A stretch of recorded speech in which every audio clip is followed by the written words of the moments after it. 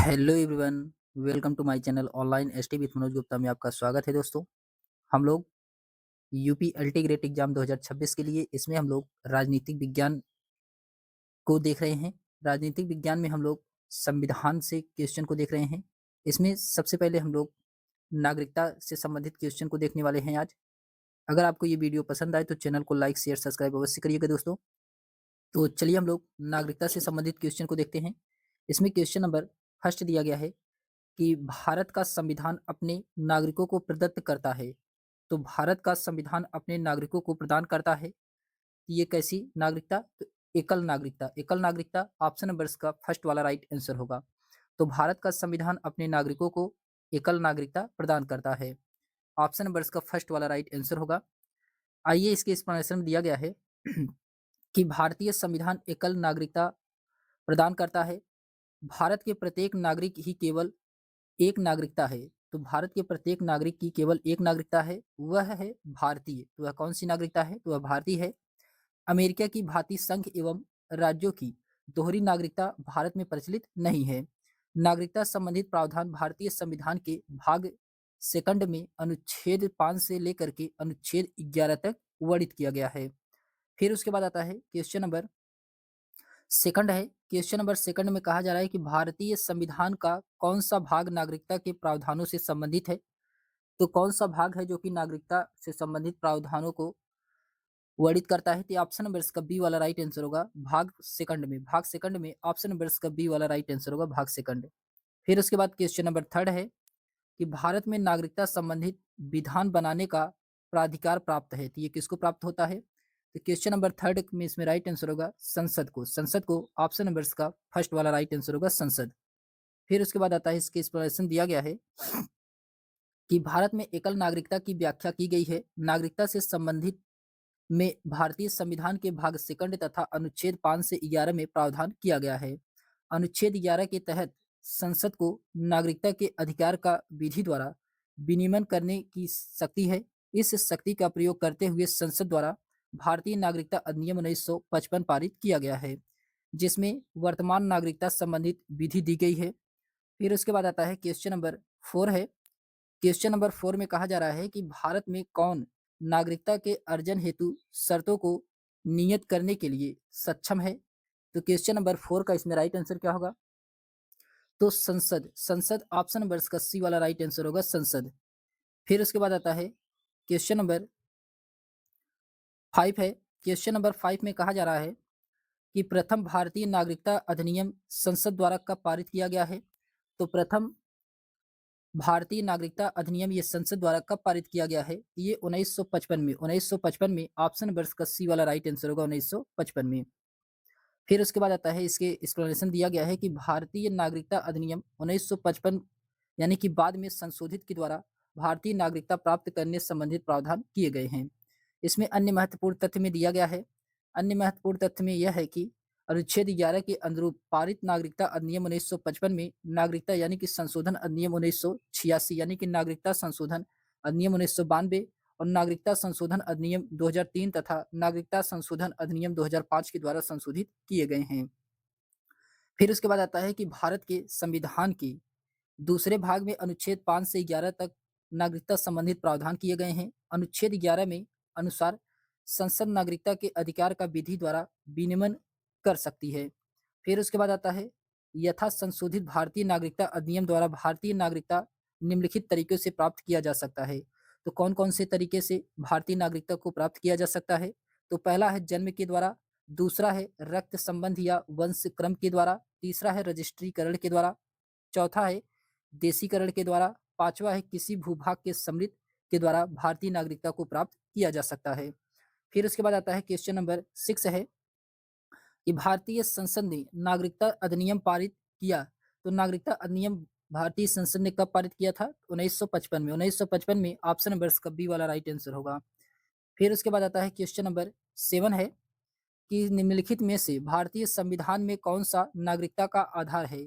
तो नागरिकता का अधिकार कौन सा है इसमें? क्वेश्चन नंबर 7 का इसमें राइट आंसर क्या होगा? तो इसका राइट आंसर होगा कि भौगोलिक आधारित उत्पत्ति के ऑप्शन नंबर इसका बी वाला राइट आंसर होगा। फिर उसके बाद आता है इसके एक्सप्लेनेशन दिया गया है कि भारतीय नागरिकता अधिनियम 1955 द्वारा भारतीय नागरिकता निम्नलिखित 5 तरीकों से प्राप्त किया जा सकता है। जन्म के द्वारा, रक्त संबंध या वंशक्रम के द्वारा, रजिस्ट्रीकरण के द्वारा, देशीकरण या किसी भूभाग के सम्मिलित के द्वारा। ये 5 प्रकार से नागरिकता को प्राप्त किया जा सकता है।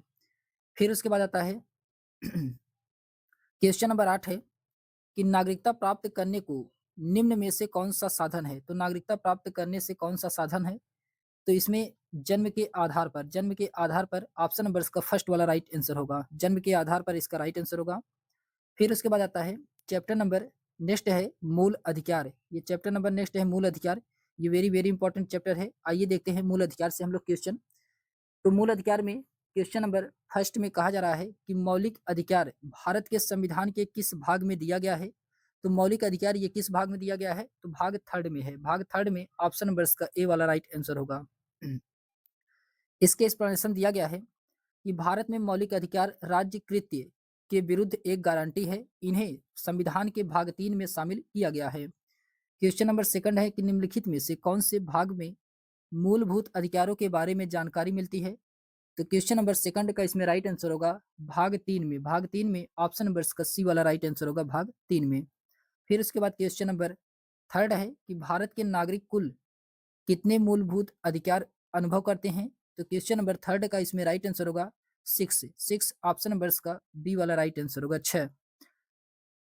इसके एक्सप्लेनेशन दिया गया है कि हमारे संविधान के भाग 3 में अनुच्छेद 12 से 35 तक मूल अधिकारों का वर्णन किया गया है। संविधान के प्रारंभ में नागरिकों को कुल 7 मूल अधिकार प्राप्त थे, परंतु 44वें संविधान संशोधन 1978 के द्वारा अनुच्छेद 31 से संपत्ति के मूल अधिकार को समाप्त कर दिया गया है। अब वर्तमान में नागरिकों के कुल मूल अधिकार कितने हो गए हैं? तो 6 हो गए हैं। फिर उसके बाद आता है क्वेश्चन नंबर 4 है। क्वेश्चन नंबर 4 में कहा जा रहा है कि निम्नलिखित में से कौन सा एक नागरिकों के मौलिक अधिकारों को संशोधित करने के लिए एक प्राधिकृत है? तो क्वेश्चन नंबर 4 का इसमें राइट आंसर होगा संसद। संसद है ऑप्शन नंबर इसका सी वाला राइट आंसर होगा संसद। फिर उसके बाद आता है इसके एक्सप्लेनेशन दिया गया है कि अनुच्छेद 368 के द्वारा संसद को संविधान में संशोधन करने की शक्ति प्राप्त होती है, जिसके द्वारा वह मूल अधिकारों में भी संशोधन कर सकती है। उच्चतम न्यायालय एवं उच्च न्यायालय के अनुच्छेद 32 तथा 226 के माध्यम से मूल अधिकारों के लिए पहरेदार का काम करते हैं। फिर उसके बाद क्वेश्चन नंबर 5 है कि निम्नलिखित में से किसे संविधान के मौलिक अधिकारों को संशोधन कर सकने की क्षमता प्राप्त है? ये किसको प्राप्त है? तो ये संसद को प्राप्त है। संसद को ऑप्शन नंबर इसका बी वाला राइट आंसर होगा संसद। फिर उसके बाद आता है क्वेश्चन नंबर 6 है कि भारतीय संविधान में निम्नलिखित में से कौन सा संवैधानिक उपचारों का अधिकार में सम्मिलित नहीं है? तो संवैधानिक उपचारों के अधिकार में इसमें कौन सम्मिलित नहीं है? सर्व क्षमता, सर्व क्षमा ये जो कि इसमें सम्मिलित नहीं है। बंदी प्रत्यक्षीकरण ये भी है, परमादेश ये भी है, अधिकार परीक्षा ये भी है। सर्व क्षमा ये जो कि इसमें सम्मिलित नहीं है। फिर उसके बाद आता है इसके एक्सप्लेनेशन दिया गया है कि हमारे संविधान के भाग 3 के अनुच्छेद 32 में संवैधानिक उपचारों के अधिकार का वर्णन किया गया है। इसके तहत सर्वोच्च न्यायालय द्वारा नागरिकों के मूल अधिकारों की रक्षा के लिए 5 प्रकार की रिट जारी किया जा सकता है। इसमें पहला है बंदी प्रत्यक्षीकरण, दूसरा है परमादेश, तीसरा है प्रतिषेध, चौथा है मूल मूल अधिकार परीक्षा और पांचवा है उत्प्रेषण। उल्लेखनीय है कि उच्च न्यायालयों को भी अनुच्छेद 226 के तहत मूल अधिकारों के संरक्षण के लिए उपरोक्त रिटें जारी करने की शक्ति प्राप्त है। फिर उसके बाद आता है क्वेश्चन नंबर 7 है कि किसी व्यक्ति को एक ही अपराध के लिए एक बार या एक से अधिक अभियोजन और दंड नहीं किया जाएगा। यह निम्नलिखित में से किस अनुच्छेद में वर्णित किया गया है? तो क्वेश्चन नंबर 7 के इसमें राइट आंसर होगा अनुच्छेद 20 में। अनुच्छेद 20 में ऑप्शन नंबर इसका डी वाला राइट आंसर होगा। इसके एक्सप्लेनेशन दिया गया है कि संविधान के अनुच्छेद 20 के तहत किसी अपराध के लिए दोषा सिद्ध किए गए व्यक्तियों को संरक्षण प्रदान किया गया है। इनके अनुसार किसी एक व्यक्ति को एक ही अपराध के लिए एक बार से अधिक अभियोजित और दंडित नहीं किया जाएगा। साथ ही किसी अपराध के लिए अभियुक्त किसी व्यक्ति को स्वयं अपने विरुद्ध साक्ष्य देने के लिए विवश नहीं किया जाएगा और किसी अभियुक्त यानी कि व्यक्ति को केवल अपराध के समय उपबंधित दंड से दंडित किया जाएगा। फिर उसके बाद आता है क्वेश्चन नंबर 8 है। क्वेश्चन नंबर 8 में कहा जा रहा है कि निम्नलिखित में से किस अधिकार का वर्णन डॉक्टर भीमराव अंबेडकर ने संविधान के हृदय एवं आत्मा के रूप में किया है? ये संवैधानिक उपचारों का अधिकार ऑप्शन नंबर इसका डी वाला राइट आंसर होगा। इसके एक्सप्लेनेशन दिया गया है कि डॉक्टर भीमराव अंबेडकर ने अनुच्छेद 32 के द्वारा प्रदत्त संवैधानिक उपचारों के अधिकार को संविधान के हृदय एवं आत्मा के रूप में माना है। अनुच्छेद 32 मूल अधिकारों के प्रवर्तन हेतु उपचार प्रदान करता है। यह उपचार का अधिकार स्वयं भी एक मूल अधिकार है, क्योंकि यह भाग 3 में सम्मिलित है। इस अनुच्छेद द्वारा उच्चतम न्यायालय को मूल अधिकारों का संरक्षण बनाया गया है। हालांकि आमतौर पर प्रस्तावना को संविधान की आत्मा माना जाता है। न्यायालयों के निर्णयों की तथा संविधानविदों द्वारा इस पर सहमति व्यक्त की गई है कि बेरुबारी के वाद में सर्वोच्च न्यायालय ने प्रस्ताव को संविधान की कुंजी कहा है। फिर उसके बाद क्वेश्चन नंबर 9 है कि डॉक्टर भीमराव अंबेडकर ने किसे संविधान का हृदय एवं आत्मा की संज्ञा दी गई है? तो ये संवैधानिक उपचारों को दिया गया है। संवैधानिक उपचारों को ऑप्शन नंबर इसका डी वाला राइट आंसर होगा। फिर उसके बाद क्वेश्चन नंबर 10 है कि निम्नलिखित में से किस एक अधिकार को डॉक्टर भीमराव अंबेडकर द्वारा संविधान की आत्मा कहा गया है? ये संवैधानिक उपचारों के अधिकार को कहा गया है। ऑप्शन नंबर इसका बी वाला राइट आंसर होगा। फिर उसके बाद आता है क्वेश्चन नंबर 11 है। क्वेश्चन नंबर 11 में कहा जा रहा है कि निम्न में से कौन सा मौलिक अधिकार बाल श्रम यानी कि बाल मजदूरी को प्रतिबंधित करता है? ये कौन सा प्रतिबंधित करता है? क्वेश्चन नंबर 11 का इसमें राइट आंसर होगा शोषण के विरुद्ध अधिकार। शोषण के विरुद्ध अधिकार ऑप्शन नंबर इसका डी वाला राइट आंसर होगा। इसके एक्सप्लेनेशन दिया गया है। संविधान के अनुच्छेद 23 एवं 24 के तहत शोषण के विरुद्ध मूल अधिकार प्रदान किया गया है। अनुच्छेद 23 मानव दुर्व्यापार एवं बलात्श्रम यानी कि बेगार आदि को निषेध करता है, जबकि अनुच्छेद 24 14 वर्ष से कम की आयु के बालकों को कारखाने, खनन इत्यादि परिसंकटमय क्षेत्रों में नियोजन को अर्थात बाल श्रम या बाल मजदूरी को निषिद्ध करता है। फिर उसके बाद क्वेश्चन नंबर 12 है कि भारत के संविधान के अनुसार निम्नलिखित में से कौन सा अधिकार आपातकालीन में छीना नहीं जा सकता है? तो कौन सा अधिकार है जो कि आपातकालीन में छीना नहीं जा सकता है? तो यह है जीवन का अधिकार। जीवन का अधिकार को छीना नहीं जा सकता है आपातकाल में भी। ऑप्शन नंबर इसका सी वाला राइट आंसर होगा।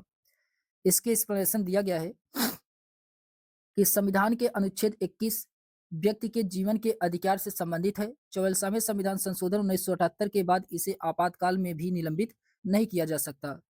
44वें संविधान संशोधन 1978 के द्वारा अनुच्छेद 20 और 21 के तहत प्रदत्त मौलिक अधिकारों को आपातकाल में भी निलंबित न किया जाने का प्रावधान किया गया है। तो किसको किसको? अनुच्छेद 20 और अनुच्छेद 21 को। फिर उसके बाद आता है कि अनुच्छेद 20 के अनुसार किसी व्यक्ति को अपराध के समय विद्यमान कानून के अनुसार ही सजा दी जाएगी और उसे अपने विरुद्ध गवाही के लिए बाध्य नहीं किया जाएगा। अनुच्छेद 21 में अनुसार किसी व्यक्ति को उसके प्राण एवं दैहिक व स्वतंत्रता से विधि द्वारा स्थापित प्रक्रिया के अनुसार ही वंचित किया जाएगा, अन्यथा नहीं। 86वें संविधान संशोधन 2002 के द्वारा अनुच्छेद 21 क में नामक नया खंड जोड़ करके 6 से 14 वर्ष की आयु के बच्चों को निःशुल्क एवं अनिवार्य शिक्षा की व्यवस्था की गई है। फिर उसके बाद आता है क्वेश्चन नंबर 13 है कि भारत में रह रहा एक ब्रिटिश नागरिक किस अधिकार का दावा नहीं कर सकता है? तो क्वेश्चन नंबर 13 का इसमें राइट आंसर होगा व्यापार और व्यवसाय की स्वतंत्रता का। व्यापार और व्यवसाय की स्वतंत्रता का ऑप्शन नंबर इसका फर्स्ट वाला राइट आंसर होगा। इसका दावा नहीं कर सकता है। फिर उसके बाद आता है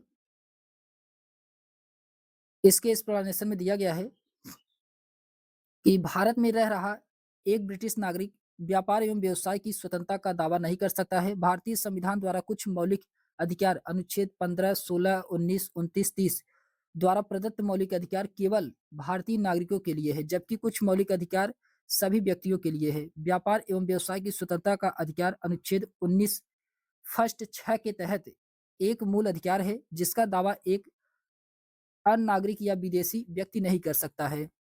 फिर उसके बाद आता है क्वेश्चन नंबर 14 है कि कौन सा अधिकार संविधान के अनुच्छेद 352 के अंतर्गत लागू आपातकाल के दौरान भी छीना नहीं जा सकता? तो क्वेश्चन नंबर 14 का इसमें राइट आंसर होगा जीवन का अधिकार। जीवन का अधिकार ऑप्शन नंबर इसका सी वाला राइट आंसर होगा जीवन का अधिकार। इसके एक्सप्लेनेशन दिया गया है कि अनुच्छेद 352 के तहत आपातकालीन की उद्घोषणा होने पर अनुच्छेद 368 के तहत अनुच्छेद 19 में वर्णित मूल अधिकार स्वतः ही निलंबित हो जाते हैं। अनुच्छेद 59 के तहत राष्ट्रपति अन्य मूल अधिकारों को निलंबित कर सकता है, परंतु आपातकाल में भी अनुच्छेद 20 और 21 का निलंबन नहीं किया जा सकता। अनुच्छेद 21 के अंतर्गत जीवन का अधिकार वर्णित है। तो अनुच्छेद 21 के अंतर्गत क्या है? तो जीवन के अधिकार का वर्णन किया गया है। फिर उसके बाद क्वेश्चन नंबर 15 है, अनुच्छेद 19 में निहित मौलिक स्वतंत्रताएं किस आपातकालीन स्थिति के कारण स्थगित किया जा सकता है? क्वेश्चन नंबर 15 का इसमें राइट आंसर होगा, ये युद्ध अथवा बाह्य आक्रमण के कारण, युद्ध अथवा बाह्य आक्रमण के कारण ऑप्शन नंबर इसका डी वाला राइट आंसर होगा। फिर उसके बाद आता है, इसके एक्सप्लेनेशन दिया गया है कि संविधान के अनुच्छेद 358 के अनुसार जब युद्ध या बाह्य आक्रमण के कारण आपातकाल लागू हो तब अनुच्छेद 19 में वर्णित मौलिक स्वतंत्रताएं स्थगित हो जाती हैं। उल्लेखनीय है कि सशस्त्र विद्रोह के आधार पर आपातकाल लागू होने पर ये स्वतंत्रताएं स्थगित नहीं होती हैं। आपातकाल के लागू होने पर अनुच्छेद 359 के तहत राष्ट्रपति को मौलिक अधिकारों के प्रवर्तन को स्थगित करने की शक्ति प्राप्त है। ये किसमें है? 359 में है। फिर उसके बाद आता है क्वेश्चन नंबर 16 है कि भारत के संविधान में समानता का अधिकार 5 अनुच्छेदों द्वारा प्रदत्त किया गया है। वे कौन कौन से हैं?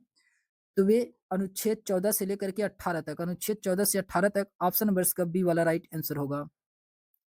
फिर उसके बाद आता है, इसके एक्सप्लेनेशन दिया गया है कि भारत के संविधान में समानता का अधिकार 5 अनुच्छेदों 14 से 18 द्वारा प्रदान किया गया है। अनुच्छेद 19 से 22 तक स्वतंत्रता का अधिकार, अनुच्छेद 23 से 24 तक शोषण के विरुद्ध का अधिकार, अनुच्छेद 25 से 28 तक धार्मिक स्वतंत्रता का अधिकार, अनुच्छेद 29 से 30 तक सांस्कृतिक एवं शिक्षा संबंधित अधिकार तथा अनुच्छेद 32 के अंतर्गत संवैधानिक उपचारों का अधिकार प्रदान किया गया है। फिर उसके बाद आता है क्वेश्चन नंबर 17 है कि फिर उसके बाद आता है क्वेश्चन नंबर 17 है कि निम्नलिखित में से कौन से भारतीय संविधान में प्रदत्त धार्मिक स्वतंत्रता के अधिकार में शामिल नहीं है? तो कौन सा अधिकार में शामिल नहीं है? तो धर्म के अनुसरण और प्रचार का अधिकार, ये जो कि है टैक्स लगाना या राजकीय निधि से किसी धर्म को प्रोत्साहन या अनुरक्षण में उपयोग करना, ये जो कि इसमें शामिल नहीं है। फिर उसके बाद आता है कि धर्म के मामले का प्रबंधन, ये जो कि शामिल है। धर्म के मामलों में धार्मिक निदेशकों का आह्वान करना, ये जो कि इसमें शामिल नहीं है। तो इसमें दूसरा और चौथा सही होगा। ऑप्शन नंबर इसका डी वाला राइट आंसर होगा। दूसरा चौथा इसमें क्या है? सही है। इसके एक्सप्लेनेशन दिया गया है कि धर्म की स्वतंत्रता का अधिकार संविधान के अनुच्छेद 25 से अनुच्छेद 28 तक वर्णित किया गया है, जो निम्न है। इसमें अनुच्छेद 25 में अंतःकरण की और धर्म के आबाद रूप से मनाने, आचरण और प्रचार करने की स्वतंत्रता है। अनुच्छेद 26 में धार्मिक कार्यों के प्रबंधन की स्वतंत्रता है। अनुच्छेद 27 में किसी विशिष्ट धर्म की अभिवृद्धि के लिए करों के संदायन के बारे में स्वतंत्रता है। फिर उसके बाद आता है अनुच्छेद 28 में कुछ शिक्षा संस्थानों में धार्मिक शिक्षा या धार्मिक उपासना में उपस्थित होने के बारे में स्वतंत्रता है। स्पष्ट है कि टैक्स लगाना एवं धार्मिक मामलों में निदेशकों का अव्याहत करना धार्मिक स्वतंत्रता के अंतर्गत शामिल नहीं किया गया है। फिर उसके बाद क्वेश्चन नंबर 18 है कि भारत में मौलिक अधिकारों के संपत्ति के अधिकार को किस संवैधानिक संशोधन के द्वारा हटाया दिया गया है? ये हटाया गया है 44वें संविधान संशोधन के माध्यम से। ऑप्शन नंबर इसका डी वाला राइट आंसर होगा। ऑप्शन नंबर इसका डी वाला राइट आंसर होगा। फिर उसके बाद आता है, इसके एक्सप्लेनेशन दिया गया है कि 44वें संविधान संशोधन अधिनियम 1978 के द्वारा संपत्ति के अधिकार को मौलिक अधिकारों की सूची से हटा करके भाग 12 के अध्याय 4 में अनुच्छेद 300 क में स्थान दिया गया है। अब संपत्ति का अधिकार एक वैधानिक या विधिक अधिकार है जिसका विनियमन साधारण विधेयक को बना करके किया जा सकता है। इसके लिए संविधान संशोधन की आवश्यकता नहीं होगी। फिर क्वेश्चन नंबर 19 है कि निम्नलिखित में से कौन सा विकल्प उच्च न्यायालय तथा सर्वोच्च न्यायालय दोनों के अधिकार क्षेत्र में होते हैं? तो ये कौन सा होता है? क्वेश्चन नंबर 19 का इसमें राइट आंसर होगा मौलिक अधिकारों का संरक्षण। मौलिक अधिकारों का संरक्षण ऑप्शन नंबर इसका बी वाला राइट आंसर होगा। इसके एक्सप्लेनेशन दिया गया है कि मौलिक अधिकारों का संरक्षण उच्च न्यायालय और उच्चतम न्यायालय दोनों के अधिकार क्षेत्र में आते हैं। अनुच्छेद 32 के तहत उच्चतम न्यायालय के तथा अनुच्छेद 226 के तहत उच्च न्यायालयों की मूल अधिकारों के संबंध में समान अधिकारिता प्रदान की गई है। फिर उसके बाद आता है क्वेश्चन नंबर 20 है। क्वेश्चन नंबर 20 में कहा जा रहा है कि भारत के संविधान द्वारा निम्नलिखित में से कौन सी स्वतंत्रता मौलिक अधिकार नहीं है? तो कौन सी स्वतंत्रता मौलिक अधिकार नहीं है? तो संपत्ति के स्वामित्व और अधिग्रहण की स्वतंत्रता। ऑप्शन नंबर इसका फर्स्ट वाला राइट आंसर होगा। फिर उसके बाद आता है क्वेश्चन नंबर 21 है कि संपत्ति के अधिकार को मौलिक अधिकारों की सूची से हटा दिया गया है। ये कौन से संविधान संशोधन के माध्यम से हटाया गया है? तो 44वें संविधान संशोधन के माध्यम से। ऑप्शन नंबर इसका फर्स्ट वाला राइट आंसर होगा। फिर उसके बाद आता है क्वेश्चन नंबर 22 है कि वर्तमान स्थिति में संपत्ति का अधिकार मौलिक अधिकार के अध्याय से निकालने के बाद किस रूप में है? ये किस रूप में किया गया है? ये किया गया है कानूनी अधिकार के रूप में। कानूनी अधिकार के रूप में ऑप्शन नंबर इसका फर्स्ट वाला राइट आंसर होगा, कानूनी अधिकार के रूप में। फिर उसके बाद आता है क्वेश्चन नंबर 23 है। क्वेश्चन नंबर 23 में कहा जा रहा है कि निम्नलिखित में से कौन सा एक भारत के नागरिकों का मौलिक अधिकार नहीं है? तो भारत के नागरिकों का मौलिक अधिकार नहीं है तो संपत्ति का अधिकार। ऑप्शन नंबर इसका सी वाला राइट आंसर होगा। फिर उसके बाद आता है क्वेश्चन नंबर 24 है कि निम्नलिखित में से कौन सा सूचना के अधिकार के विषय में सही है? तो सूचना के अधिकार के विषय में कौन सा सही है? यह एक विधिक अधिकार है। क्या है? यह एक विधिक अधिकार है, सूचना का अधिकार। ऑप्शन नंबर इसका डी वाला राइट आंसर होगा। इसके एक्सप्लेनेशन दिया गया है कि सूचना का अधिकार मूल अधिकार के रूप में भारतीय संविधान में नागरिकों को नहीं दिया गया है। यह एक विधिक अधिकार है जिससे सूचना के अधिकार अधिनियम 2005 के तहत नागरिकों को प्रदान किया गया है। फिर उसके बाद क्वेश्चन नंबर 25 है कि मौलिक अधिकारों के कार्यवाहन को निलंबित करने का अधिकार किसको है? क्वेश्चन नंबर 25 का इसमें राइट आंसर होगा सर्वोच्च न्यायालय को। सर्वोच्च न्यायालय को। ऑप्शन नंबर इसका बी वाला राइट आंसर होगा। इसके एक्सप्लेनेशन दिया गया है कि संविधान के अनुच्छेद 359 के तहत आपातकाल के दौरान मौलिक अधिकारों के प्रवर्तन के निलंबन का प्रावधान किया गया है। इसके तहत राष्ट्रपति को यह अधिकार प्रदान किया गया है कि वह आपातकालीन की उद्घोषणा के पश्चात मूल अधिकारों को परिवर्तित करने का अधिकार को निलंबित कर सकता है, परंतु राष्ट्रपति अनुच्छेद 20 तथा 21 द्वारा प्रदत्त मौलिक अधिकार को निलंबित नहीं कर सकता है। फिर उसके बाद आता है क्वेश्चन नंबर फिर उसके बाद आता है क्वेश्चन नंबर 26 है। क्वेश्चन नंबर 26 में कहा जा रहा है कि भारतीय संविधान के अनुच्छेद 32 में कौन से अधिकार उल्लिखित है? तो कौन सा अधिकार है उल्लिखित है अनुच्छेद 32 में? ये संवैधानिक उपचार है। कौन सा संवैधानिक उपचार है? ऑप्शन नंबर इसका डी वाला राइट आंसर होगा, संवैधानिक उपचार। इसके एक्सप्लेनेशन दिया गया है भारतीय संविधान के अनुच्छेद 32 में संवैधानिक उपचारों का अधिकार उल्लिखित है। संवैधानिक उपचारों के अधिकार के अंतर्गत उच्चतम न्यायालय को 5 प्रकार के आदेश या रिट जारी करने का अधिकार है, जो इस प्रकार बंदी प्रत्यक्षीकरण, परमादेश, प्रतिषेध, अधिकार परीक्षा और उत्प्रेषण। ये क्या है? ये 5 प्रकार के रिट जारी करने का अधिकार दिया गया है। आइए सबसे पहले हम लोग बंदी प्रत्यक्षीकरण के बारे में जानते हैं। इसमें दिया गया है बंदी प्रत्यक्षीकरण में कि उच्चतम न्यायालय द्वारा यह रेट उस व्यक्ति की प्रार्थना पर जारी किया जाता है जिसे लगता है कि उसे अवैध रूप से बंदी बनाया गया है। इस रीट के द्वारा न्यायालय बंदी बनाने वाले अधिकारी को बंदी बनाए गए व्यक्ति को निश्चित समय के अंदर अपने सामने उपस्थित करने का आदेश देता है, जिससे उसके बंदी बनाए जाने के कारणों पर विचार कर सके। फिर उसके बाद आता है परमादेश। परमादेश में यह रीट उच्चतम न्यायालय द्वारा किसी लोक पदाधिकारी को उसके सार्वजनिक कर्तव्यों के पालन करने के लिए जारी किया जाता है।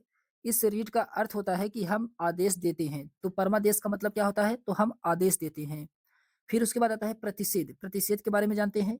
यह आज्ञा पत्र उच्चतम न्यायालय तथा उच्च न्यायालय द्वारा अपने अधीनस्थ न्यायालयों को जारी करते हुए आदेश दिया जाता है कि इस मामले में अपने यह कार्यवाही न करे क्योंकि यह मामला उसके अधिकार क्षेत्र से बाहर है। फिर उसके बाद आता है उत्प्रेषण। उत्प्रेषण में यह इस रीट के द्वारा अधीनस्थ न्यायालयों को निर्देश दिया जाता है कि वे अपने पास निलंबित मुकदमों को न्यायिक निर्णय के लिए वरिष्ठ न्यायालय के पास भेजे। फिर उसके बाद अधिकार परीक्षा पृष्ठ। अधिकार परीक्षा यह रीट न्यायालय द्वारा उन पदाधिकारियों को जारी की जाती है जो किसी सार्वजनिक पद को धारित करने के लिए वैधानिक रूप से अधिकार नहीं रखते हैं। इस रीट के द्वारा न्यायालय उनसे पूछता है कि आप किस अधिकार से यह पद धारित कर रहे हैं, और जब उस व्यक्ति द्वारा कोई संतोषजनक उत्तर नहीं दिया जाता है तब न्यायालय उस पद को रिक्त घोषित कर देता है। फिर उसके बाद आता है क्वेश्चन नंबर 27 है कि लैटिन शब्द मर्डेनस यानी कि परमादेश का अर्थ क्या है? तो परमादेश का अर्थ होता है परमादेश का अर्थ होता है कि हम आदेश देते हैं। हम आदेश देते हैं। ऑप्शन नंबर इसका डी वाला राइट आंसर होगा। फिर उसके बाद आता है क्वेश्चन नंबर 28 है कि निम्न में से किस लेख का अर्थ होता है कि हम हुक्म देते हैं? तो किस लेख का अर्थ होता है कि हम हुक्म देते हैं? तो ये परमादेश। परमादेश का मतलब होता है कि हम आदेश देते हैं। ऑप्शन नंबर इसका बी वाला राइट आंसर होगा। फिर उसके बाद क्वेश्चन नंबर 29 है कि मूल अधिकारों को प्रवृत्ति कराने के लिए रीट जारी कर सकता है। तो कौन रीट जारी कर सकता है? ये जारी कर सकता है उच्चतम न्यायालय और उच्च न्यायालय दोनों। उच्चतम न्यायालय और उच्च न्यायालय दोनों। ऑप्शन नंबर इसका डी वाला राइट आंसर होगा। इसके एक्सप्लेनेशन दिया गया है कि मूल अधिकारों को परिवर्तित यानी कि लागू कराने के लिए उच्चतम न्यायालय और उच्च न्यायालय दोनों रीट जारी कर सकते हैं। अनुच्छेद 32 के तहत उच्चतम न्यायालय को अनुच्छेद 226 के तहत उच्च न्यायालयों को रीट जारी करने की शक्ति दी गई है। उल्लेखनीय है कि उच्चतम न्यायालय केवल मूल अधिकारों को परिवर्तित करने के लिए रीट जारी कर सकता है, जबकि उच्च न्यायालय मूल अधिकारों सहित अन्य अधिकारों को भी लागू कराने के लिए रीट जारी कर सकता है। फिर क्वेश्चन नंबर 30 है कि एक ऐसे व्यक्ति को जिसे अवैध रूप से हिरासत में ले लिया गया है, उसे मुक्त कराने के लिए उचित न्यायिक निकाय द्वारा जारी किया गया लेख है। ये कौन सा लेख है? क्वेश्चन नंबर 30 का इसमें राइट आंसर होगा बंदी प्रत्यक्षीकरण। बंदी प्रत्यक्षीकरण ऑप्शन नंबर इसका सी वाला राइट आंसर होगा। फिर उसके बाद आता है क्वेश्चन नंबर 31 है। क्वेश्चन नंबर 31 में कहा जा रहा है कि सूची फर्स्ट को सूची सेकंड से सुमेलित कराना है। क्वेश्चन नंबर 31 में तो इसमें दिया गया है निषेध। निषेध का मतलब होता है या प्रतिषेध, इसको मतलब होता है कि स्थगन आदेश। स्थगन आदेश होता है, तो इसका डी सही है। उत्प्रेषण लेख। उत्प्रेषण लेख का मतलब होता है प्रमाणित होने के लिए। क्या होता है? प्रमाणित होने के लिए। सी सही है। परमादेश का मतलब होता है कि हम आदेश देते हैं, तो बी सही है। बंदी प्रत्यक्षीकरण का मतलब होता है कि अपने आपको सशरीर प्रस्तुत होना पड़ेगा, तो इसको पहला सही है। तो इसका राइट आंसर होगा ए का इसमें चौथा सही है, बी का इसमें दूसरे का इसमें सी सही है, और तीसरे का इसमें बी सही है, चौथे का इसमें ए सही है। तो इसका राइट आंसर होगा ऑप्शन नंबर इसका फर्स्ट वाला राइट आंसर होगा। ऑप्शन नंबर इसका फर्स्ट वाला राइट आंसर होगा। इसके एक्सप्लेनेशन दिया गया है कि निषेध या प्रतिषेध ये जो कि स्थगन आदेश है, उत्प्रेषण ये जो कि प्रमाणित होने के लिए है, परमादेश ये जो कि हम आदेश देते हैं, और बंदी प्रत्यक्षीकरण में आपको सशरीर प्रस्तुत होना पड़ सकता है।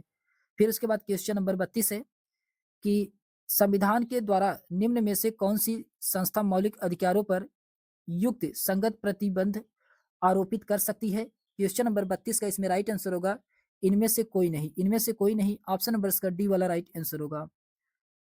इसके एक्सप्लेनेशन दिया गया है कि संविधान द्वारा राज्यों को मूल अधिकारों पर युक्त संगत प्रतिबंधित आरोपित करने की शक्ति दी गई है। अनुच्छेद 19 फर्स्ट क से अनुच्छेद फर्स्ट 6 तक कुल 6 प्रकार की स्वतंत्रताओं का वर्णन किया गया है, तथा अनुच्छेद 19 सेकंड से लेकर के अनुच्छेद 19 सिक्स तक राज्यों को इन स्वतंत्रताओं पर युक्त संगत निर्बंध आरोपित करने की शक्ति प्रदान की गई है। फिर उसके बाद क्वेश्चन नंबर 33 है कि यदि किसी व्यक्ति का जीवन या स्वतंत्रता का प्रश्न हो तो जो जनसूचना अधिकारी का जवाब कितने समय में मिल जाना चाहिए? ये कितने समय में मिल जाना चाहिए? क्वेश्चन नंबर 33 का इसमें राइट आंसर होगा 48 घंटे के अंदर। 48 घंटा, ऑप्शन नंबर इसका डी वाला राइट आंसर होगा 48 घंटा। फिर उसके बाद आता है इसके एक्सप्लेनेशन दिया गया है कि सूचना का अधिकार अधिनियम 2005 की धारा 7 के अनुसार यथास्थिति केंद्रीय या राज्य लोक सूचना अधिकारी सूचना आवेदन से 30 दिन के भीतर सूचना उपलब्ध कराएगा, परंतु यदि सूचना का संबंध किसी व्यक्ति के जीवन या स्वतंत्रता से हो तो जन सूचना अधिकारी का जवाब 48 घंटे में मिलना चाहिए। फिर उसके बाद आता है क्वेश्चन नंबर 34 है कि भारत का संविधान मान्यता देता है, तो भारत का संविधान ये जो मान्यता देता है यह धर्म और भाषाई अल्पसंख्यक को ऑप्शन नंबर इसका सी वाला राइट आंसर होगा।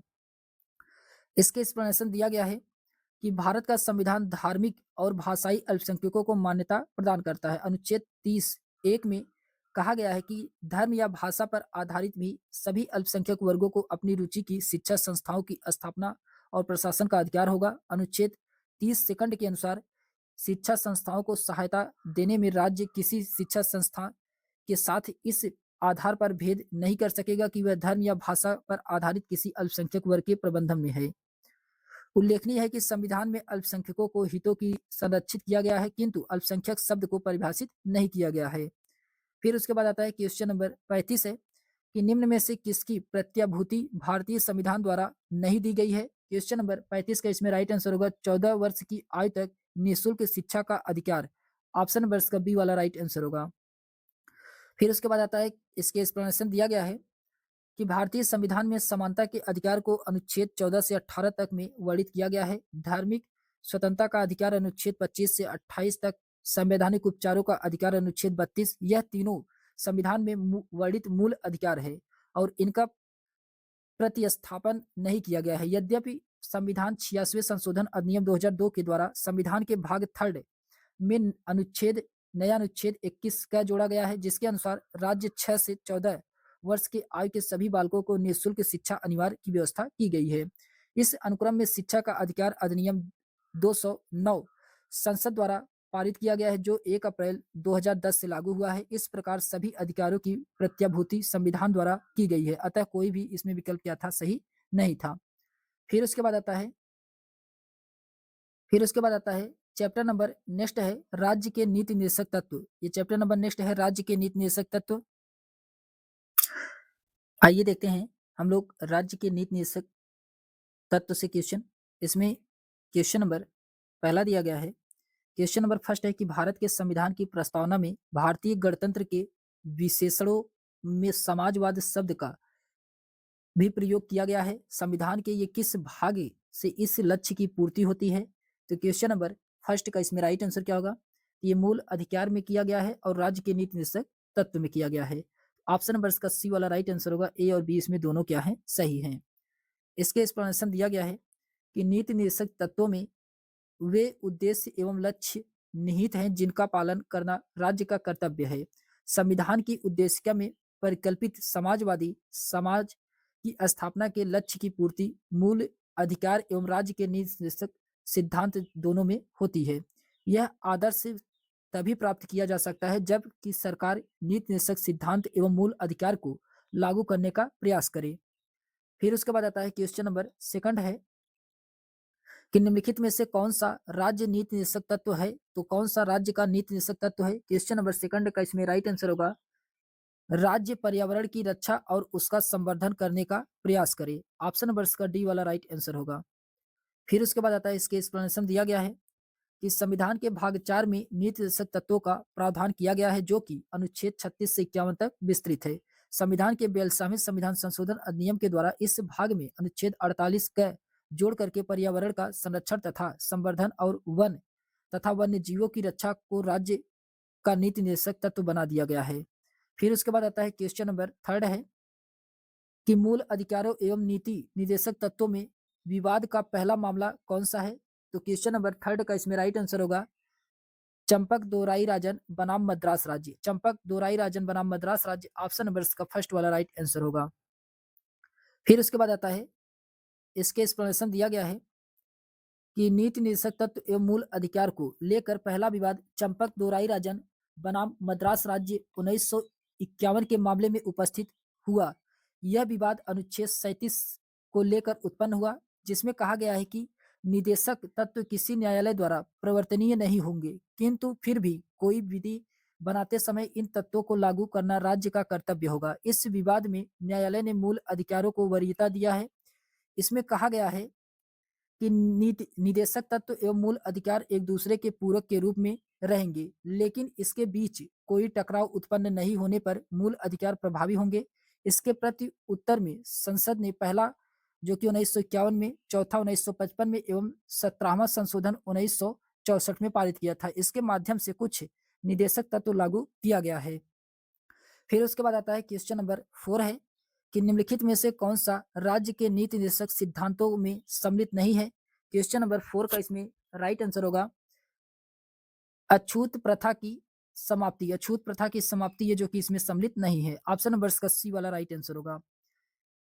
अनुच्छेद 17 के अंतर्गत अस्पृश्यता का अंत यानी कि समानता के अधिकार मूल अधिकार के अंतर्गत वर्णित है, जबकि बाकी अन्य विकल्प इसमें नीति निर्देशक तत्व में शामिल हैं। क्वेश्चन नंबर 5 है कि निम्नलिखित में से कौन एक राज्य के नीति निर्देशक तत्वों में शामिल नहीं है? तो कौन सा इसमें एक राज्य के नीति निर्देशक तत्वों में शामिल नहीं है? तो ये धर्म को अबाध रूप से मानने, आचरण तथा प्रचार की स्वतंत्रता ये जो कि इसमें शामिल नहीं है। ऑप्शन नंबर इसका फर्स्ट वाला राइट आंसर होगा। इसके एक्सप्लेनेशन दिया गया है कि धर्म को अबाध रूप से मनाने, आचरण तथा प्रचार की स्वतंत्रता अनुच्छेद 25 के अंतर्गत एक मौलिक अधिकार है, जबकि अन्य सभी प्रावधान नीति निर्देशक तत्वों के अंग दिए गए हैं। फिर उसके बाद आता है क्वेश्चन नंबर 6 है। क्वेश्चन नंबर 6 में कहा जा रहा है कि भारतीय संविधान में राज्य नीति निर्देशक तत्व का उद्देश्य क्या है? तो राज्य के नीति निदेशक तत्व का उद्देश्य क्या है? क्वेश्चन नंबर 6 का इसमें राइट आंसर होगा लोक कल्याणकारी राज्य की स्थापना करना। लोक कल्याणकारी राज्य की स्थापना करना ऑप्शन नंबर इसका सी वाला राइट आंसर होगा। फिर उसके बाद आता है, इसके एक्सप्लेनेशन दिया गया है कि राज्य के नीति निर्देशक तत्वों का सबसे प्रमुख उद्देश्य एक कल्याणकारी राज्य की स्थापना करना। राज्य कोई भी कानून बनाते समय इन तत्वों को ध्यान में रखेगा। ये तत्व आधुनिक लोकतंत्र के सकारा साकार रूप हैं। इसमें समाजवादी, गांधीवादी विचारों तथा आर्थिक सामाजिक लोकतंत्र को स्थान दिया गया है। न्यायमूर्ति छागला के अनुसार यदि इन सभी तत्वों को पूरी तरह पालन किया जाए तो हमारे देश पृथ्वी पर स्वर्ग की भांति लगने लगेगा। एल एम सिंघवी के अनुसार निदेशक तत्व संविधान को जीवन देने की वाली व्यवस्थाएं हैं। डॉक्टर भीमराव अंबेडकर के अनुसार ये तत्व भारतीय राज्य व्यवस्था के आर्थिक लोकतंत्र को निर्धारित करते हैं, जैसा कि राजनीतिक लोकतंत्र प्रकट होता है। ऑस्टिन के अनुसार निदेशक तत्व सामाजिक क्रांति का दस्तावेज है। फिर उसके बाद आता है, क्वेश्चन नंबर 7 है कि भारतीय संविधान में नीति निदेशक तत्व किसके लिए है? क्वेश्चन नंबर 7 का इसमें राइट आंसर क्या होगा? तो इसका राइट आंसर होगा, यह है सरकार के लिए। सरकार के लिए है, ऑप्शन नंबर इसका डी वाला राइट आंसर होगा, सरकार के लिए। इसके एक्सप्लेनेशन दिया गया है कि निदेशक तत्व सरकार के लिए सकारात्मक निर्देश है।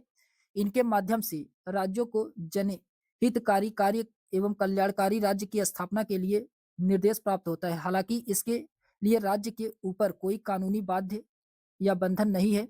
इसके विपरीत मौलिक अधिकार राज्य को नकारात्मक निर्देश देते हैं, जैसे कि अनुच्छेद 13 में वर्णित है।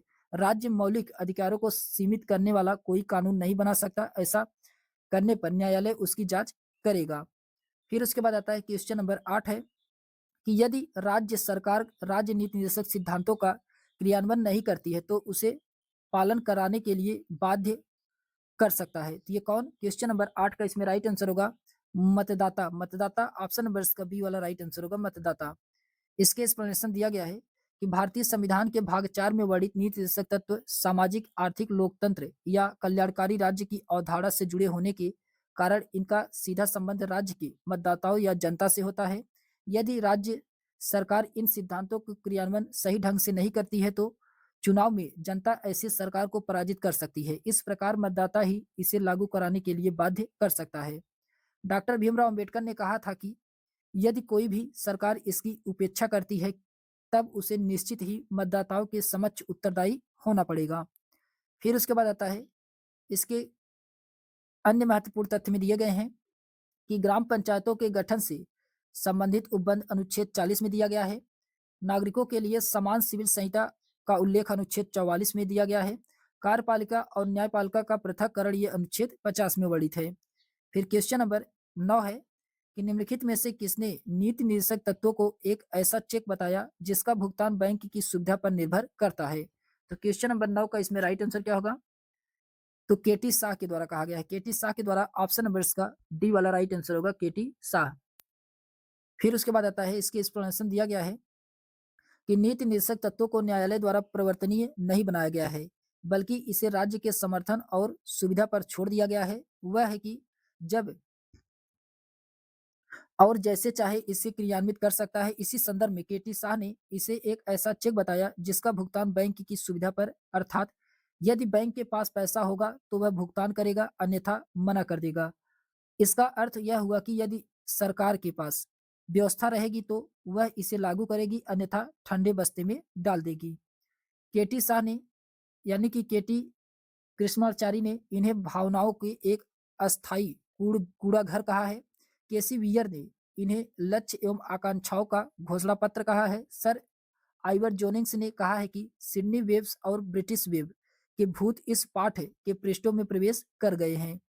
फिर उसके बाद क्वेश्चन नंबर 10 है कि राज्य के नीति निर्देशक तत्व एक ऐसा चेक है जिसका भुगतान बैंक की इच्छा पर है। यह कथन किसका है? तो केटी शाह का है। ऑप्शन नंबर इसका फर्स्ट वाला राइट आंसर होगा, केटी शाह। फिर उसके बाद क्वेश्चन नंबर 11 है कि राज्य के नीति निदेशक तत्व बैंक द्वारा की सुविधा के आधार पर दे एक चेक की तरह है। यह कथन किसका है? तो ये प्रोफेसर केटी शाह का है। ऑप्शन नंबर इसका डी वाला राइट आंसर होगा।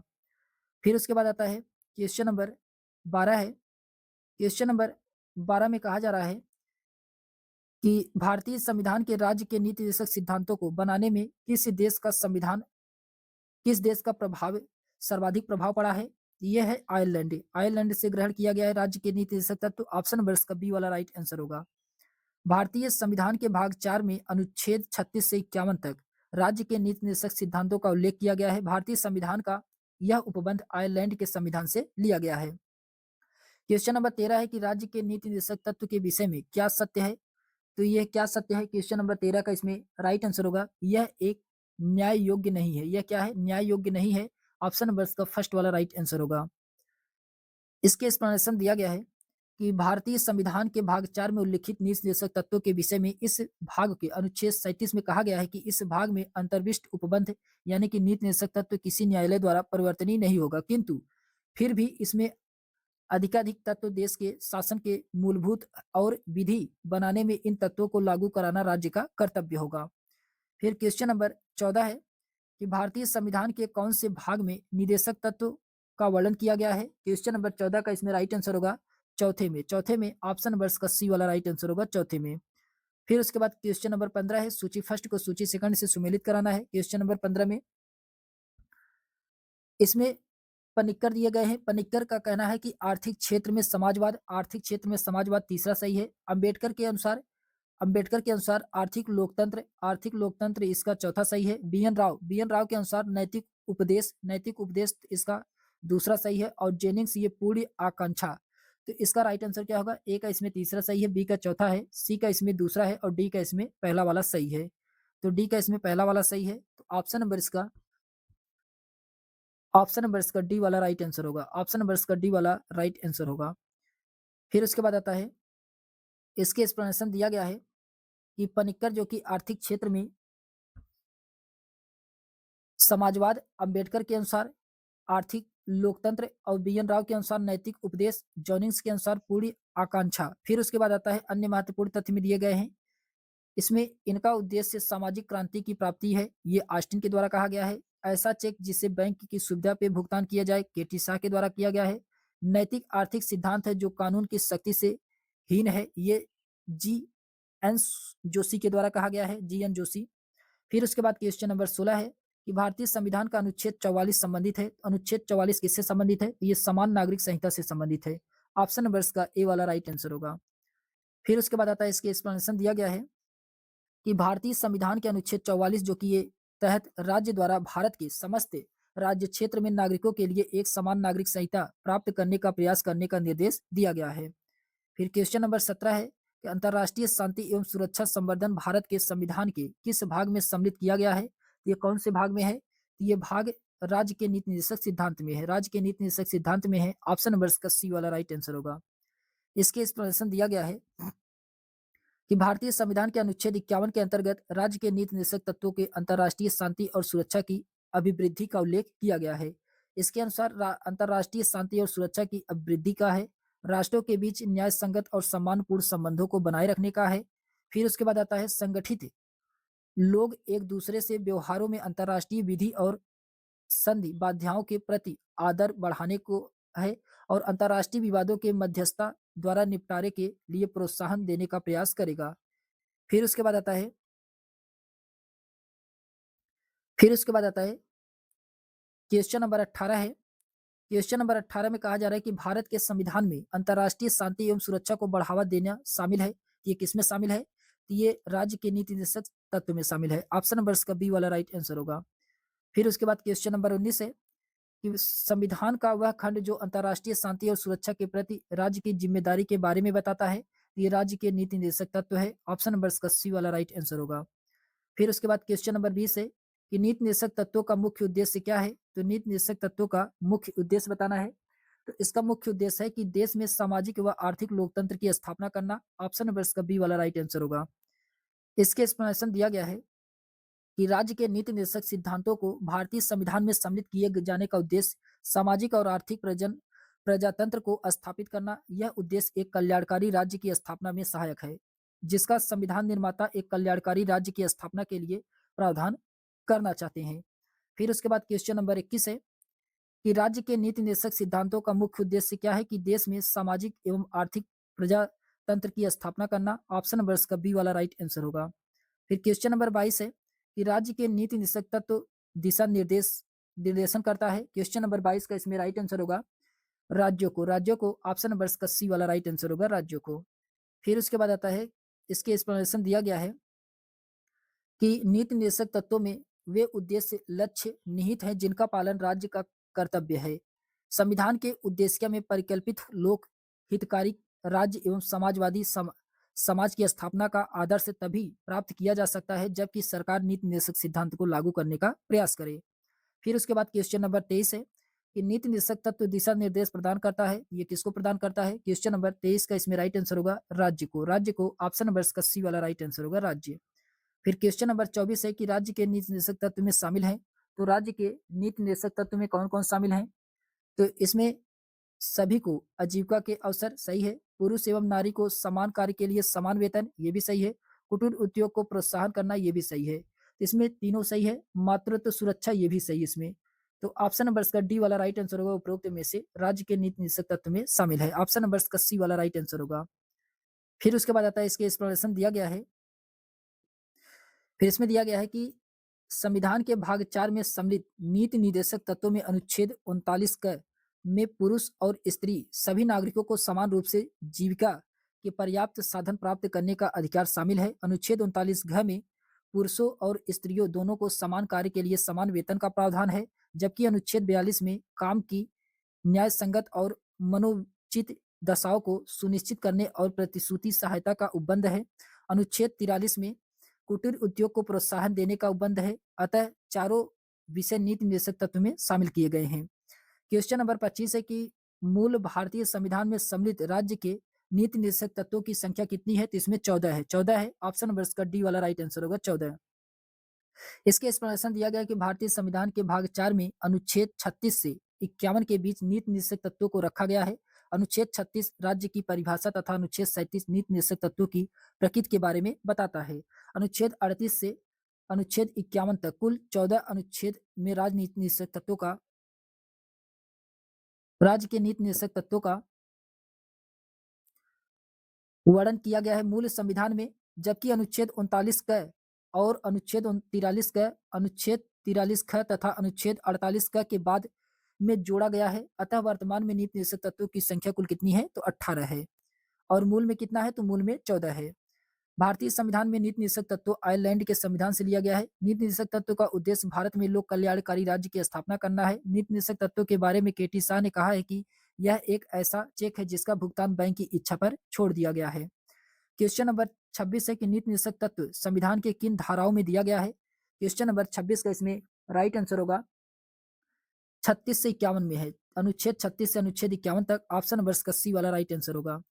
फिर क्वेश्चन नंबर 27 है कि भारतीय संविधान में राज्य के नीति निर्देशक सिद्धांत है। इसमें आपको राज्य के नीति निर्देशक सिद्धांत के वास्तविक प्रकृति को बताना है। कौन सा इसमें वास्तविक प्रकृति है?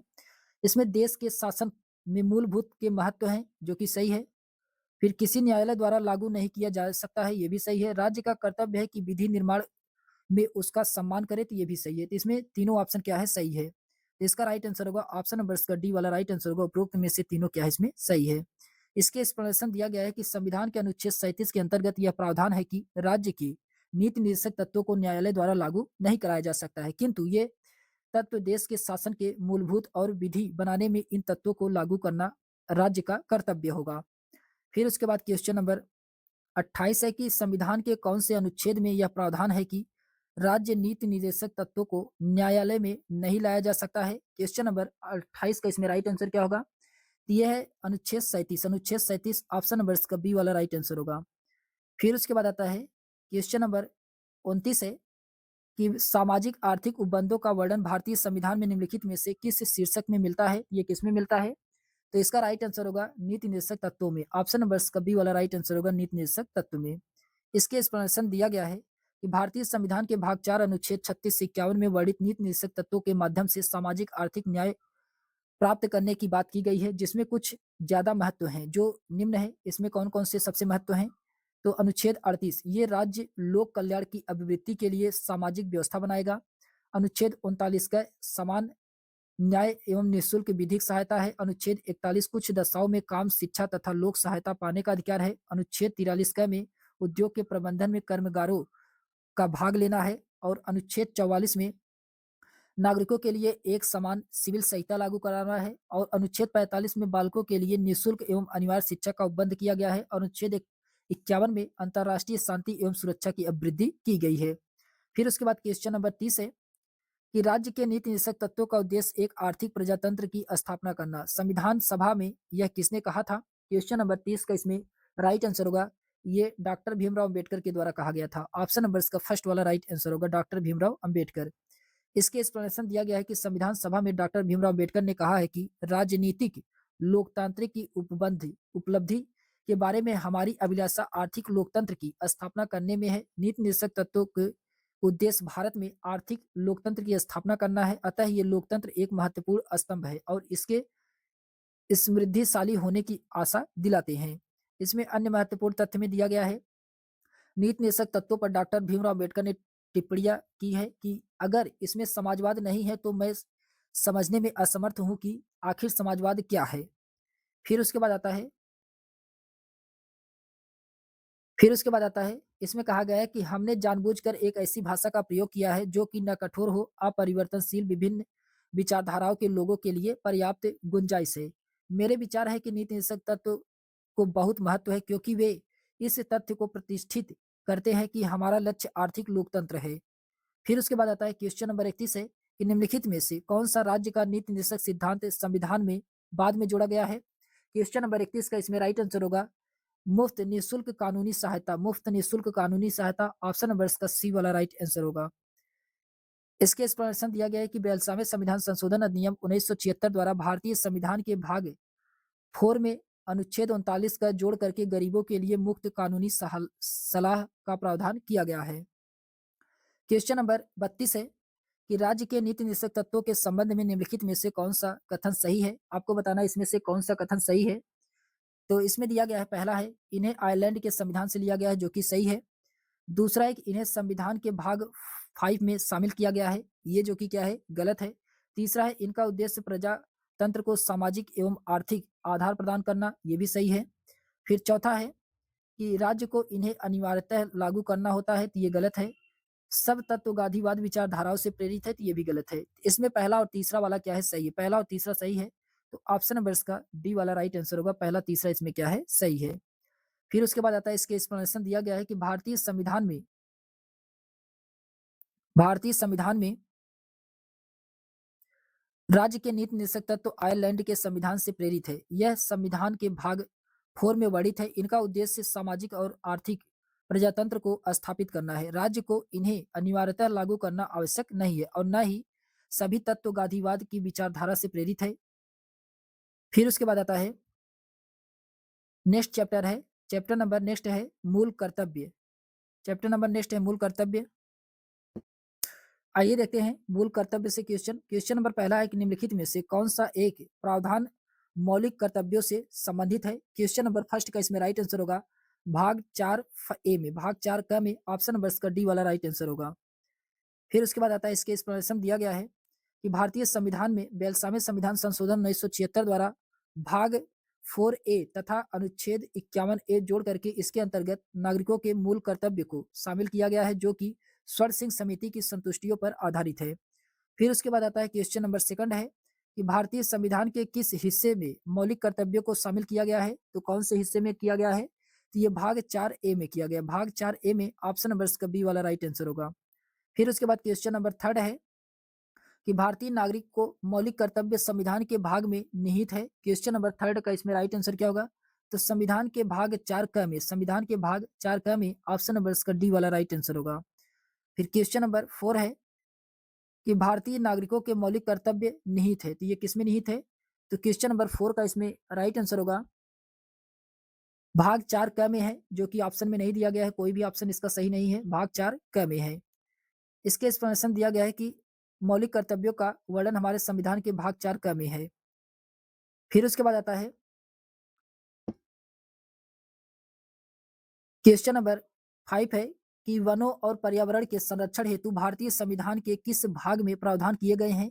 क्वेश्चन नंबर 5 का इसमें राइट आंसर क्या होगा? तो ये भाग 4 क में है, भाग 4 क में है, जो कि भाग 4 क इसमें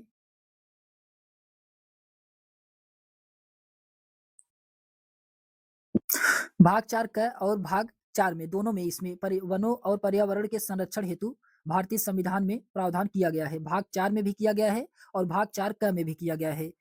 तो आइए देखते हैं इसके एक्सप्लेनेशन के माध्यम से। इसमें कहा जा रहा है कि वन एवं पर्यावरण के संरक्षण हेतु प्रावधान भारतीय संविधान के भाग 4 एवं भाग 4 क में दोनों खंडों में यह व्यवस्था 42वें संविधान संशोधन 1976 के द्वारा किया गया है। सूची थर्ड यानी कि समवर्ती सूची में 42वें संविधान संशोधन द्वारा भारत भाग वन को रखा गया है। इसका विवरण है कि भाग 4 में अनुच्छेद 48 क राज्य देश के पर्यावरण के संरक्षण तथा संवर्धन और वन तथा वन्य जीवों की रक्षा का करने का प्रयास करेगा। दूसरे में भाग 4 क में अनुच्छेद 51 क का खंड 6 भारत के प्रत्येक नागरिक का यह कर्तव्य है कि वह प्राकृतिक पर्यावरण की, जिसके अंतर्गत वन, झील, नदी और वन्य जीव हैं, रक्षा करे, उसका संवर्धन करे तथा प्राणी मात्र के प्रति दया भाव रखे। फिर उसके बाद 7वीं अनुसूची में भाग 3 में समवर्ती सूची के क्रम संख्या 17 क में वन को रखा गया है। फिर उसके बाद आता है क्वेश्चन नंबर 6 है कि निम्नलिखित में से भारतीय संविधान में नागरिकों के मौलिक कर्तव्य कौन से हैं? तो नागरिकों के मौलिक कर्तव्य कौन से हैं? क्वेश्चन नंबर 6 का इसमें राइट आंसर क्या होगा? तो राष्ट्र ध्वज तथा राष्ट्रगान का सम्मान करे, सही है। फिर उसके बाद आह्वान करने पर राष्ट्र को सेवा अर्पित करना, ये भी सही है। सामाजिक सुरक्षा का प्रयास करना, तो सामाजिक सुरक्षा का प्रयास करना ये जो कि इसमें शामिल नहीं है। अपनी साझा संस्कृति की समृद्ध धरोहर को महत्व प्रदान करना तथा उसका संरक्षण करना, ये भी इसमें सही है। तो इसका राइट आंसर होगा क, ख और घ इसका सही है। क, ख, घ इसका सही है। तो इसका राइट आंसर होगा ऑप्शन नंबर इसका सी वाला राइट आंसर होगा। क, ख, घ इसका क्या है? सही है। इसके एक्सप्लेनेशन दिया गया है कि राष्ट्रध्वज तथा राष्ट्रगान का सम्मान करना, आह्वान करने पर राष्ट्र को सेवा समर्पित करना तथा अपनी साझा संस्कृति की समृद्ध धरोहर को महत्व प्रदान करना तथा उसका संरक्षण अनुच्छेद 51 क के अंतर्गत दी गई है। मौलिक कर्तव्यों की सूची में शामिल किया गया है, जबकि सामाजिक सुधार का प्रयास करना यह मौलिक कर्तव्य के अंतर्गत नहीं आता है। फिर उसके बाद आता है क्वेश्चन नंबर 7 है कि भारत के संविधान में उल्लिखित नागरिकों के मौलिक कर्तव्य कितने हैं? क्वेश्चन नंबर 7 का इसमें राइट आंसर होगा 11 है। 11 है, ऑप्शन नंबर इसका सी वाला राइट आंसर होगा 11 है। इसके एक्सप्लेनेशन दिया गया है कि कर्तव्य मौलिक कर्तव्यों की व्यवस्था स्वर्ण सिंह समिति की सिफारिश के आधार पर 42वें संविधान संशोधन 1976 के द्वारा की गई थी। 42वें संविधान संशोधन 1976 के द्वारा भाग 4 क तथा अनुच्छेद 51 का जोड़ करके 10 मौलिक कर्तव्य रखे गए थे। 86वें संविधान संशोधन 2002 के द्वारा एक और मौलिक कर्तव्य जोड़ा गया और वर्तमान में कुल मौलिक कर्तव्यों की संख्या 11 है। इसमें अन्य महत्वपूर्ण तथ्य में दिए गए हैं कि 86वें संविधान संशोधन 2002 के द्वारा अनुच्छेद 51 क ट में जोड़ दिए गए मौलिक कर्तव्य के अनुसार माता पिता या संरक्षक का यह कर्तव्य है कि वह 6 से 14 वर्ष के बच्चों को प्रतिपाल्य को शिक्षा अवसर प्रदान करे। फिर उसके बाद क्वेश्चन नंबर 8 है कि निम्नलिखित में से कौन सा वाद मौलिक कर्तव्यों से संबंधित है? तो कौन सा वाद मौलिक कर्तव्यों से संबंधित है? तो ये राम शरणवाद है। राम शरणवाद है, ऑप्शन नंबर इसका डी वाला राइट आंसर होगा। इसके एक्सप्लेनेशन दिया गया है कि गोलकनाथवाद केशवानंदवाद में विनर्वा मिल्स का मामला मूल अधिकारों के संशोधन से संबंधित है, जबकि राम शरणवाद 1988 में मौलिक कर्तव्यों से संबंधित है। क्वेश्चन नंबर 9 है कि भारत के संविधान में निम्नलिखित में से कौन सा मौलिक कर्तव्य शामिल नहीं है? तो कौन सा मौलिक कर्तव्य शामिल नहीं है? इसमें जन निर्वाचनों में मतदान करना, जन निर्वाचनों में मतदान करना, ऑप्शन नंबर इसका सी वाला राइट आंसर होगा। ये इसमें क्या है? शामिल नहीं है। इसके एक्सप्लेनेशन दिया गया है कि लोक चुनाव में मतदान करना भारतीय संविधान के अंतर्गत मूल कर्तव्य नहीं है। शेष सभी विकल्प मौलिक कर्तव्य में वर्णित थे। भारतीय संविधान में मूल कर्तव्य पूर्व सोवियत संघ संविधान से लिया गया है। इन्हें सरदार स्वर्ण सिंह समिति की संतुष्टि पर आधार पर 42वें संविधान संशोधन के माध्यम से 1976 में जोड़ा गया था। फिर उसके बाद आता है क्वेश्चन नंबर 10 है कि भारत के संविधान के अंतर्गत निम्नलिखित में से कौन सा एक मूल कर्तव्य नहीं है? कौन सा इसमें एक मूल कर्तव्य नहीं है? क्वेश्चन नंबर 10 का इसमें राइट आंसर होगा लोक निर्वाचन में मतदान करना। लोक निर्वाचन में मतदान करना, ऑप्शन नंबर इसका फर्स्ट वाला राइट आंसर होगा।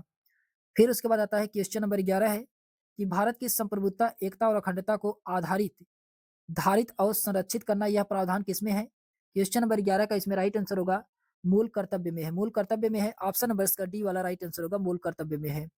इसके एक्सप्लेनेशन दिया गया है कि भारत की संप्रभुता, एकता और अखंडता को आधारित संरक्षित भारतीय संविधान के तहत नागरिकों के मूल कर्तव्य है। संविधान के अनुच्छेद 51 का में कुल मूल 11 मूल कर्तव्य का वर्णन किया गया है।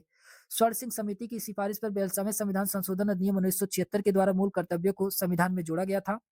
फिर उसके बाद क्वेश्चन नंबर 12 है, किसी समिति द्वारा भारत के संविधान में मौलिक कर्तव्य को सम्मिलित करने की संतुष्टि की गई है? तो ये स्वर्ण सिंह समिति के द्वारा ऑप्शन नंबर इसका सी वाला राइट आंसर होगा। फिर क्वेश्चन नंबर 13 है कि निम्नलिखित में से किसकी समिति की सिफारिश पर मौलिक कर्तव्यों को भारतीय संविधान में जोड़ा गया है? ये स्वर्ण सिंह समिति की सिफारिश पे ऑप्शन नंबर इसका सी वाला राइट आंसर होगा, स्वर्ण सिंह समिति की सिफारिश पे। फिर उसके बाद आता है नेक्स्ट चैप्टर है राष्ट्रपति। राष्ट्रपति को हम लोग दोस्तों नेक्स्ट वीडियो में देखेंगे, राष्ट्रपति को, ये नेक्स्ट चैप्टर है। तो आज के लिए बस इतना ही। अगर आपको ये वीडियो पसंद आए तो चैनल को लाइक शेयर सब्सक्राइब अवश्य करिएगा दोस्तों। तब तक के लिए सभी दोस्तों को बहुत बहुत धन्यवाद।